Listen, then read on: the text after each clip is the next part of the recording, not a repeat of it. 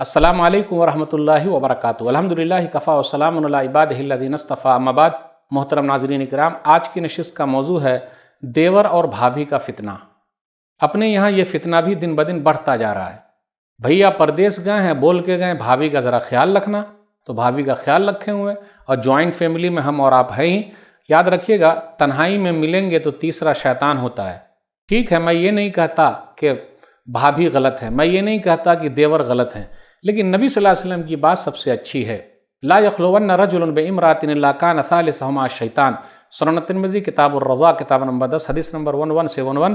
نبی صلی اللہ علیہ وسلم نے فرمایا تنہائی میں عورت سے مرد نہ ملے کیونکہ تیسرا شیطان ہوتا ہے۔ تو اگر ایسے مل جائیں گے تو گڑبڑی ہو جائے گی۔ ایک حدیث کے اندر آیا کہ دیور موت ہے، موت کا آنا یقینی ہے۔ اگر اسی طریقے سے زیادہ گھل مل کر رہے اور احتیاط سے کام نہیں لیا تو فتنے میں پڑ جانا بھی یقینی ہے، بات پکی ہے۔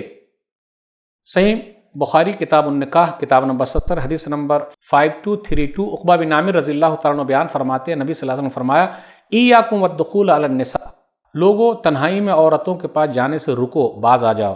فقال رجل من الانصار یا رسول اللہ افرأیت الحم، دیور کے بارے میں آپ کا کیا خیال ہے؟ تو نبی صلی اللہ علیہ وسلم نے فرمایا الحم الموت، دیور موت ہے۔ کیا مطلب اس کا؟ موت ہے، موت کا آنا یقینی ہے۔ اگر اسی طریقے سے دیور اور بھابھی ایک دم کھل کے رہے اور بچے نہیں تو شیطان بیچ میں آ جائے گا اور پھنسا دے گا اور گڑبڑی ہو جائے گی۔